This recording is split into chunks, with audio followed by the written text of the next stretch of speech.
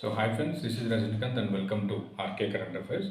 Friends మనం 5 important current affairs and 5 మినిట్స్లో భాగంగా ఈరోజు మన టాపిక్స్ వచ్చేసి అంతరిక్షంలో తప్పినటువంటి భారీ ముప్పు. అయితే అంతరిక్షంలో మనం శాటిలైట్స్ పంపిస్తూ ఉంటాం. ఆ శాటిలైట్స్ అనేటి మన భూమి చుట్టూ లేకపోతే ఇతర గ్రహాల చుట్టూ తిరుగుతూ ఉంటాయి. అయితే ఇక్కడ నాసా వాళ్ళు పంపించినటువంటి టైమ్డ్ శాటిలైట్ అండ్ రష్యాకు పంపించినటువంటి కాస్మోస్ 2221 ఈ రెండు శాటిలైట్స్ దగ్గరగా వచ్చి కొట్టుకునే స్టేజ్లోకి వెళ్ళి కొద్ది తుట్టిపాటులో మిస్టేక్ అయ్యి వెళ్ళిపోయడం జరిగింది. అయితే ఈ కాస్మోస్ 2221 అనేది రష్యాకు సంబంధించినటువంటి శాటిలైట్. ఇది ఇప్పుడు వర్కింగ్లో లేదు. అయితే టైమ్డ్ శాటిలైట్స్ వచ్చేసి NASA, national aeronautical space administration, అమెరికాకు సంబంధించినటువంటి శాటిలైట్. అయితే మన నెక్స్ట్ టాపిక్ వచ్చేసి భారత్లో తొలి స్పేస్ టూరిస్ట్గా గోపీచంద్ తోటకూర. అయితే గోపీచంద్ తోటకూర అనే వ్యక్తి, ఆంధ్రప్రదేశ్ సంబంధించిన వ్యక్తి. ఈయన బ్లూ ఒరిజిన్ అనే సంస్థకు సంబంధించినటువంటి ప్రాజెక్ట్ న్యూ షెఫర్డ్ అనే ప్రాజెక్ట్లో పాటుగా ఇతను అంతరిక్షంలోకి అయితే వెళ్ళడం జరుగుతుంది యాజ్ ఎ టూరిస్ట్గా. అయితే మొట్టమొదటిసారిగా 1984లో అంతరిక్షంకు వెళ్ళినటువంటి భారత సంతతి వ్యక్తి రాకేష్ శర్మ గారు. అయితే ఇప్పుడు మన ఒక టూరిస్ట్గా ఈ బ్లూ ఆరిజిన్ సంబంధించినటువంటి సంస్థ నుంచి ప్రాజెక్ట్ షెఫర్డ్లో భాగంగా, న్యూ షెఫర్డ్లో భాగంగా గోపీచంద్ తోటకూర గారు అయితే వెళ్తున్నారు. అయితే మన నెక్స్ట్ టాపిక్ వచ్చేసి దేశ వృద్ధి రేటు జీడిపి.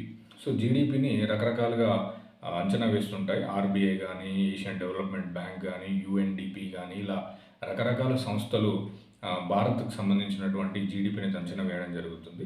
అయితే ఇక్కడ ఏషియన్ డెవలప్మెంట్ బ్యాంక్ అనేది మన దేశ వృద్ధి రేటును అంచనా వేసింది.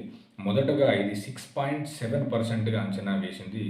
తర్వాత దాన్ని మార్చి ఇప్పుడు 7% అని చెప్పి జీడిపిని అంచనా వేయడం జరిగింది. అయితే ఇది ఎందుకు మరి ఇలా చేసింది అని అంటే, ఇప్పుడు వినియోగదారుల డిమాండ్, అంటే కన్జ్యూమర్స్ డిమాండ్ అయితే పెరగడం జరిగింది. మరియు ప్రైవేట్ అండ్ పబ్లిక్ రెండు సెక్టార్స్లో గ్రోత్ అనేది ఉంది. అలాగే ఏషియన్ పసిఫిక్లో భారత్ ఇన్వెస్ట్మెంట్స్ కానీ ఆ ఏరియా మీద దృష్టి సాధించింది కాబట్టి కంపల్సరీగా జీడిపి వృద్ధి రేట్ అనేది పెరుగుతుంది అని చెప్పి ఏషియన్ డెవలప్మెంట్ బ్యాంక్ అనేది జీడిపి అనేది పెంచడం జరిగింది. నెక్స్ట్ మన టాపిక్ వచ్చేసి భారత్లో British new high commissioner Cameron. అయితే క్యామరన్ గారు, లిండా క్యామరన్ అనే మహిళ భారత్లో హై కమిషనర్గా, బ్రిటిష్ సంబంధించినటువంటి న్యూ హై కమిషనర్గా అయితే అపాయింట్ కావడం జరిగింది.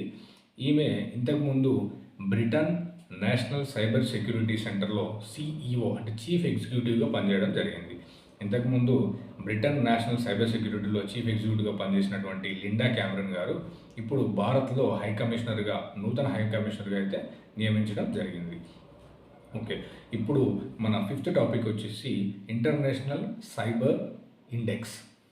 ఇంటర్నేషనల్ సైబర్ ఇండెక్స్ అంటే ఏంటంటే, ప్రతి దేశంలో రకరకాల దేశాలలో అయితే సైబర్కి సంబంధించినటువంటి నేరాలు కానీ, డాటా చోరీ కానీ, లేకపోతే క్రెడిట్ కార్డ్ మోసాలు కానీ, ఇలాంటి అన్ని పరిగణలోకి తీసుకున్న తర్వాత దేశాలకు సంబంధించినటువంటి ర్యాంకులు అయితే ఇవ్వడం జరిగింది. అంటే అత్యధికంగా మోసాలు జరిగిన దేశం, అతి తక్కువ జరిగిన దేశం, ఇలా ర్యాంక్స్ అయితే ఇవ్వడం జరుగుతుంది. ఇక్కడ 2024 సైబర్ సెక్యూరిటీ ఇండెక్స్ని 100కు పైగా దేశాలను అయితే తీసుకోవడం జరిగింది. ఈ 100కు పైగా దేశాలలో మొట్టమొదటి స్థానంలో రష్యా అయితే ఉండడం జరిగింది. రష్యా 58.39 పాయింట్స్తో ఫస్ట్ ప్లేస్లో ఉండడం జరిగింది. అంటే రష్యాలో అత్యధికంగా మోసాలు జరుగుతాయి అని దీనికి అర్థం. రష్యా తర్వాత ఉక్రెయిన్ తర్వాత చైనా తర్వాత అమెరికా తర్వాత నైజీరియా. మనం టాప్ 5 గుర్తుపెట్టుకుంటే సరిపోతుంది. ఫస్ట్ వచ్చేసి రష్యా, తర్వాత ఉక్రెయిన్, తర్వాత చైనా, తర్వాత అమెరికా, తర్వాత నైజీరియా. మరి మన భారత్ స్థానం ఎంత అంటే, మన భారత్ టాప్ 10 అంటే 10th ప్లేస్లో ఉండడం జరిగింది విత్ 6.13తో మన భారత 10th ప్లేస్లో ఉండడం జరిగింది.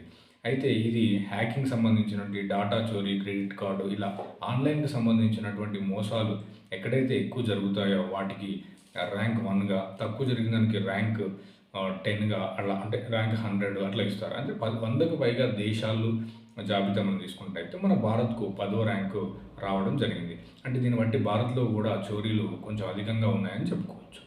అయితే ఓకే ఫ్రెండ్స్, ఇలాంటి లేటెస్ట్ కరెంట్ అఫైర్స్ ఇన్ఫర్మేషన్ కోసం మన ఛానల్ని లైక్ చేయండి, షేర్ చేయండి అండ్ సబ్స్క్రైబ్ చేయండి.